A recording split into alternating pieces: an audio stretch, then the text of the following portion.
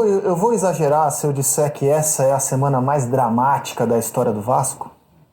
Da história do Vasco? Tá bom, uma das mais dramáticas, pra não ter medo de errar, certo?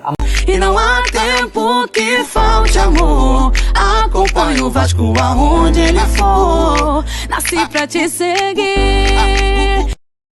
Salve família vascaína! Sejam bem-vindos aí a mais um vídeo no canal. Eu sou o Thiago, você está no canal Vasco em Família. Se não for inscrito aqui, já dá aquela moral. Senta o dedo no like pra gente estar chegando a mais vascaínos. E não esquece também de ativar o sininho de notificação para não perder os próximos vídeos. E tá sempre por aqui, dando aquela moral, deixando a sua opinião, o seu comentário, pra gente estar trocando aquela ideia de vascaíno pra vascaíno. Tá aí, concordo plenamente com o Rizek. Vivemos um drama, família vascaína, nesse final de competição aí de Série B, nesse final de ano. E pensar que poderia estar tudo resolvido aí diante de um time de férias do Sampaio Corrêa, que não tinha ganhado de ninguém fora de casa praticamente, e o Vasco nos impõe esse tipo de situação, viver um drama no final do ano. Fica pior ainda quando você sabe, família vascaína, desse tipo de informação, o Vasco, ao fim do primeiro turno, tinha 15 pontos de diferença pro Ituano.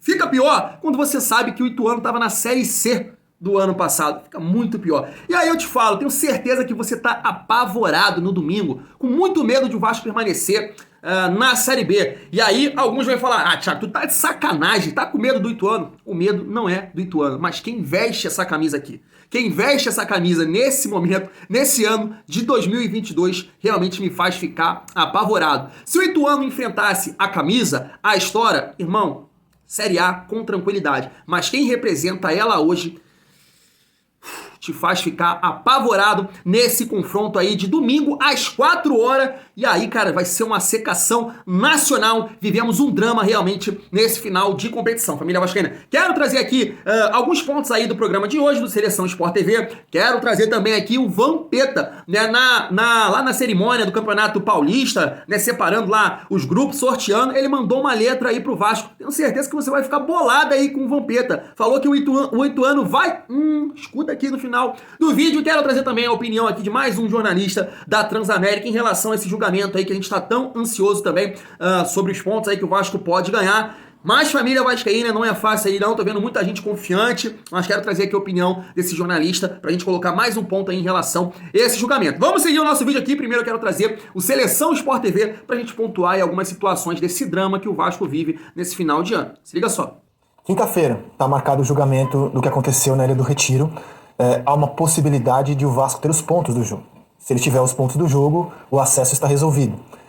Se ele não tiver, ele enfrenta o Ituano num confronto direto que acontece pela primeira vez na história da segunda divisão. É a primeira vez que a gente chega na última rodada da Série B com um confronto direto que vai definir um dos dois times como o time da primeira divisão. E quando eu digo que essa é uma das semanas mais dramáticas, não é um mero chavão.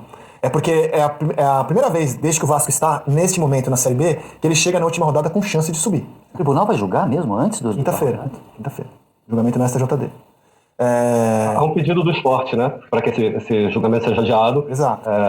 Até para não interferir na última rodada. O Vasco acredita que o julgamento vai acontecer na quinta mesmo. Mas até esse momento o julgamento está marcado para quinta-feira. Até esse momento. Pode ser que seja adiado, até esse momento está marcado. O que também não quer dizer que possa terminar na quinta-feira. A gente sabe que as coisas Não, vai caber recurso. em tribunal podem se estender muito mais, infelizmente. E é um ano chave na história do Vasco por causa da SAF. Você imagina começar a sua nova etapa com mais um ano na Série B, com a frustração que isso pode causar na torcida, que já está por aqui. O clube que termina a Série B com o seu 5º treinador, acho que nem merecia ter conquistado o acesso de forma antecipada, né? O 5º treinador. Zé Ricardo, Maurício Souza, Emílio Faro, Jorginho. Quatro, né? Quatro. O Emílio teve duas passagens. O Emílio teve depois da saída do Zé Ricardo, ele fez um jogo... É o quarto técnico. Em dois momentos. Quarto técnico. O Vasco perdeu muito tempo com soluções que... Com todo respeito, sempre tem dito isso. Não é que o Maurício Souza e o Emílio não conheçam futebol. Óbvio que eles conhecem futebol. A questão é que um tem claramente dito que não pretende ser treinador de uma equipe principal. O Maurício tinha muito a ver também com o momento em que essa transição para 777 fragilizou demais o Vasco no mercado na busca por um treinador. Porque era difícil dizer ao mercado, aqui é um lugar seguro, onde você pode ter um mínimo de durabilidade no cargo, né? Porque poderia chegar o parceiro com uma temporada em andamento, acabou que a transição se arrastou um pouco mais, mas o Vasco teve dificuldade de encontrar um nome. No fim, só que eram soluções que comunicavam algo provisório. Elas pareciam soluções provisórias, né? Para cumprir uma etapa, um rito de passagem dentro de uma transformação do clube. E o Vasco ficou 17 rodadas nisso, é quase um turno inteiro. Isso teve um preço. É natural que o Vasco chegue agora a essa reta final de temporada como um time taticamente desestruturado. O Vasco tem pouco a oferecer sob o ponto de vista de consistência. O mínimo que ele tinha de consistência defensiva na época do Zé Ricardo no início foi se perdendo aos poucos, até porque o Maurício pensava o futebol de uma maneira distinta. E isso começou a causar um choque nessa transição de um nome para o outro. E fundamentalmente o Vasco, pela condição, chega a essa fase final, emocionalmente também um time muito desestruturado. Nós estamos falando de um ponto, né? Essa confusão toda, um pouquinho de estabilidade, o Vasco não teria problema para achar esse... Eu sou convicto de que o elenco do Vasco, é uma Série B frágil tecnicamente. O Vasco não tem um super elenco, um timaço, mas o Vasco tinha recursos para ter uma caminhada um pouco mais tranquila. O Vasco tem time para ter uma caminhada nessa Série B em especial. Toda a construção conduziu a essa situação absolutamente dramática. O Ituano nem entrou na Série B com o objetivo de subir. Não era o objetivo de subir. Né? Pode ser que ele suba sem ter começado o campeonato pensando nisso. É um drama domingo, cara. Vai ser o grande drama do futebol brasileiro domingo, hein, Tu? Sendo o grande drama do futebol brasileiro. Pegando o primeiro ponto aí da questão do treinador, família vascaína, é evidente aí que o único que conseguiu realmente não fazer o Vasco jogar, vamos dizer assim, mas o Vasco conseguir resultados foi o Zé Ricardo, né? O Zé Ricardo entendia realmente que o time era muito fraco, que era muito horroroso, e aí jogava defensivamente, o torcedor cobrava que o Vasco precisava atacar os adversários, porque o Vasco estava entrando contra a Tombense, contra o CSA, de uma maneira contra a Ponte Preta, e realmente ali não jogava como a grandeza do clube exige, como seu torcedor exige. Mas o Zé Ricardo tinha um grande entendimento, e é isso que a gente deve separar a família vascaína, a instituição, a camisa e o time que a gente tem. O Zé Ricardo, ele conseguiu separar muito bem. Eu, pelo menos, digo aqui, o meu relato, eu não entendia. Eu queria que o Vasco atacasse, eu queria que o Vasco tinha que realmente propor o jogo, mandar no jogo, e o Zé Ricardo acertadamente tinha esse entendimento. Instituição, torcida, clube é uma coisa. O time que me representa aqui hoje, o time que veste a camisa do Vasco é fraco e eu tenho que jogar dessa forma. E aí, quando o Vasco vai no mercado e traz o Maurício Souza, uma incompetência, realmente a gestão jogando contra o clube, Maurício Souza tentou aplicar uma outra forma de jogo, o Emílio Faro se complicou, principalmente na chegada do Alex Teixeira, tentou ali colocar Alex Teixeira, Nenê e Raniel junto, a coisa não funcionou, fugiu das características do Zé Ricardo, que era um time físico de pegada, ajudando o sistema defensivo. Esses 3 jogadores pesados não conseguiam ajudar. Tem também ali a questão de ter o Léo Matos, ter o Edmar, time muito pesado. O Emílio Faro realmente se perdeu, não voltou a repetir, quando foi a primeira passagem dele, a repetir o que o Zé Ricardo tinha implementado no time. E o Jorginho, família vascaína, chega na reta final. A gente sabe de todas as limitações que o Jorginho tem, são poucos, são raríssimos aí os trabalhos que se destacam do Jorginho, mas eu quero pontuar o seguinte: diante do Ituano, o Jorginho vai jogar da forma que ele gosta, que é nos contra-ataques. A última boa passagem que ele teve agora pelo Atlético Goianiense era um time reativo, e o Vasco vai poder jogar assim diante do Ituano, porque tem um empate aí, joga pelo empate, o Vasco classifica com o placar aí igual. Então, jogar nos contra-ataques eu acho que é a melhor maneira que o Jorginho gosta de jogar. Pegando um outro ponto aí do Mansur, ele fala que o time tá sem padrão e sem confiança, e eu concordo plenamente, e é isso que me faz temer o jogo de domingo. Não é temer o Ituano, não é temer a melhor campanha do segundo turno, é temer o Vasco, família vascaína. Hoje, quando eu olho para os 11 titulares do Vasco, pelo menos é a minha opinião, eu não vejo ninguém bem. Ninguém bem. Nem o Andrei. O Andrei foi prejudicado pela escolha do Jorginho com o Palácio, mas o Andrei, se você parar para pensar nos jogos fora de casa, o Andrei não consegue render o que ele rende em São Januário, o Marlon já não tá jogando tão bem assim, o Egnaldo tá sentindo muita pressão e os jogadores experientes nem se falam. Então, o meu medo é esse, é um Vasco sem padrão, é um Vasco sem confiança, e o Vasco que chega no momento na competição onde a maioria ou todos os jogadores estão bem abaixo do nível, ou seja, já são fracos e ainda estão abaixo do que eles podem render. A questão dos moleques aqui eu tiro desse contexto, porque aí eu já acho que é uma questão de pressão, da idade, né, de você não ter jogadores experientes para segurar essa bola aí, e a responsabilidade fica aqui por moleque. Os moleques têm que resolver, e na minha opinião estão sentindo sim a pressão, e por isso que, como o Rizek diz aí, é o drama que a gente vive, família vascaína. E por esse motivo, família, a gente escuta coisas como essa aqui que o Vampeta disse, ó. Se liga só. Primeiro dar os parabéns à equipe do Mirassol, né?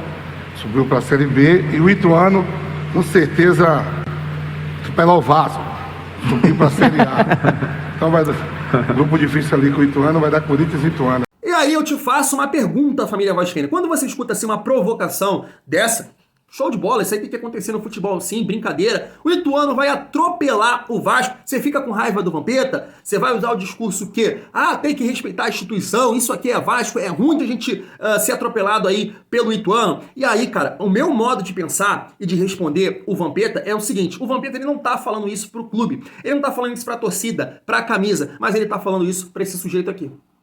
para esse sujeito aqui. É para ele que o Vampeta tá falando aí que o Ituano vai atropelar o Vasco. Em 2 anos de gestão, esse sujeito te entregou mediocridade. Te entregou uma situação de você passar por esse tipo de coisa, ser atropelado pelo Ituano, ser provocado pelo Sampaio Corrêa. É isso. Fora no ano passado também as vergonhas que a gente passou. Mas aí alguns podem falar, Thiago, mas isso está acontecendo há 20 anos. Opa, peraí, o Vasco realmente vem entregando aí vexame atrás de vexame, mas em Série A. Em Série B, o que a gente viveu no ano passado e o que a gente vive esse ano é inédito, porque nas outras ocasiões o Vasco subiu. E esse ano aí o Vasco não subiu no ano passado e esse ano vive um drama, dependendo aí onde o torcedor está mais confiante na questão do STJD. Então a minha postura de torcedor, quando eu vejo uma provocação dessa do Vampeta, que vai atropelar o Vasco, é isso, é o Jorge Salgado, que construiu um time que nos representa hoje, que não tem a mínima condição de vestir a camisa do Vasco, e sim tem que escutar esse time, esse tipo de coisa, porque o Vasco é limitadíssimo. Mas mesmo com isso tudo aqui que eu pontuei, cara, não acredito que o Vasco vai ser atropelado aí pelo Ituano, né? Tem toda essa questão aí de preparação, que o Paulo Brax aí vai viajar 3 dias antes, vão se concentrar para esse jogo. Como eu pontuei aqui, tem a questão aí do Jorginho ser um jogo onde ele gosta de jogar no contra-ataque. Eu, sinceramente, vou dizer para você que não tô muito confiante, mas eu acho que dá pra gente, pelo menos, arrancar um empate de lá, família vascaína. Me diz aí como é que você entende essa provocação aí do Vampeta. E para finalizar o nosso vídeo, quero trazer aqui mais uma opinião aí sobre essa questão do STJD, aqui de um jornalista lá da Rádio Transamérica. Ele tá aí entrando em contatos com alguns profissionais da área que entendem desse tipo de situação, e aí ele trouxe essa informação aqui. Se liga só. Eu falei sobre isso ontem, né? Até fazendo uma espécie de levantamento. É quinta-feira? É dia 3, quinta-feira. Né? Dia 3 sai esse julgamento. Lembrando, gente, quando se trata de justiça desportiva, são 2 instâncias. Então você vai ter a primeira instância, uma comissão disciplinar na quinta-feira, e caso, claro que sempre alguém recorre, né? Um lado vai sempre recorrer. E aí você vai ter a segunda e última instância, que é o pleno do STJD. Então não é nada